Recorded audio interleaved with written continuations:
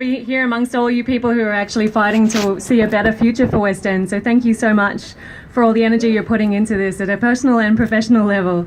So as Jono said, we're in the middle of a planning reform process, and we've just seen the planning laws behind that sit behind this framework that we have for planning decision making about what developments we can have in our area and how much the community can actually provide input into that development decision making. So these laws went through on Wednesday. As Jono mentioned, our previous laws were called the Sustainable Planning Act, and it's a foreboding thing that now the laws will be called just the Planning Act. We've lost the sustainable part out of it. So that's a big disappointment. The good news being that the planning laws that the LNP had on the table, which were an absolute disgrace, didn't go through. So at least we can be happy about that. And it's thanks to the great work of many people here who put in submissions about the planning acts that we had the slight improvements we did see go through in comparison to the LNP laws in the new laws, that were passed this week. So some of the not so great parts of these laws that were passed, though, are just three things I wanted to mention. The first two things, just really quickly. Exemption certificates are being allowed for developers to basically apply to not need a development approval at all. So there's really broad, vague criteria around when this can happen. It's not actually been a part of our planning framework to date. It's a new thing. So that's an absolute disgrace. Basically, I might step back actually. I meant to mention how development is even assessed at the moment. So generally, if a development requires approval, it's either code accessible or impact accessible. Code accessible development means it just has to tick some boxes of some criteria, codes as they were known, and now assessment benchmarks as they're going to be known. And the public has no say at all on code accessible development. Impact accessible development is usually for more unexpected or risky developments, but the public actually does have a say in the decision making around that, and also appeal rights. So if they're not happy with the decision that's made, they can actually apply to the Planning and Environment Court to have an independent court actually consider the development proposal and the concerns the community's raised around that, and whether free from politics that decision should actually have been made.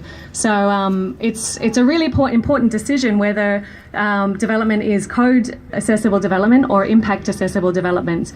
So the exemption certificates exempt them from even going near that and not requiring a development approval at all. We also have the ability for developers to choose their assessment manager, so the person who assesses whether their development should be approved or not, from a list of development assessment managers that the council will hold. So you can see that there's a potential for very unfortunate relationships building between development assessment managers and the developers that are choosing them frequently to approve their developments. Happily, we did see a little bit of an improvement in terms of dealing with the conflicts of interest that could seriously arise as a result of that, but much more could be done to address that. In fact, taking it out completely would be much more appropriate. Exactly. Yeah. But what I wanted to focus on today is this ability for development to either be code accessible or impact accessible development, and your right to actually have a say in that development. So that's a decision the local governments make, whether a decision to type of development should be code or impact accessible. We're seeing, obviously, UBSO is a perfect example of the community being locked out because of code accessible development and the amount of outrage that can cause a community. So it's a really important decision that we think much more guidance should be given to local governments as to when development must be impact accessible, and therefore the community must be given a say in the development. Obviously, we prefer even better community input in all stages of development, that we don't have this situation where code accessible development exists, that the community is completely locked out of having a say. I know New South Wales are actually considering bringing in the ability for the community to be notified even prior to the application going into the council. So there's really meaningful community conversations going on as to what the future of the area will propose to be and what the development should be to match the community's expectations.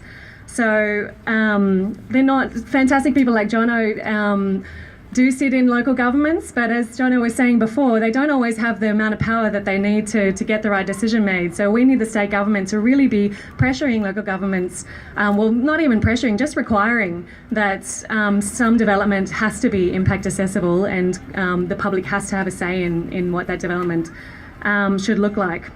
So if proper meaningful consultation were provided for the ABSO site from the start, obviously the development would much more likely be meeting your needs and expectations, and would have turned into a better quality development at the end of the day.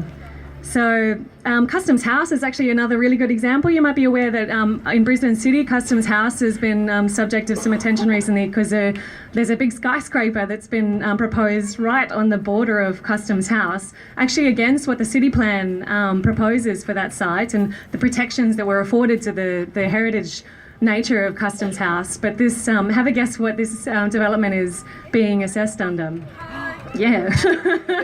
Code accessible development for one of the most beautiful heritage buildings we have in Queensland, the impacts that development will be facing. So this was due to a loophole that the developers could use in the city plan that allowed them to actually assess it under code. So it's an absolute disgrace. So we really believe good decision making, and I'm sure all of you believe good decision making happens when the community is involved at every level of planning and development decisions.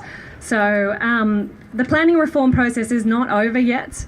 There's still a lot more to do in terms of the supporting instruments behind these acts that were passed this week. They're all going to be reviewed this year as well. So please stay tuned on EDO Queensland and Brisbane Residents United and WECA's websites and social media for, we're going to be having at EDO Queensland some more law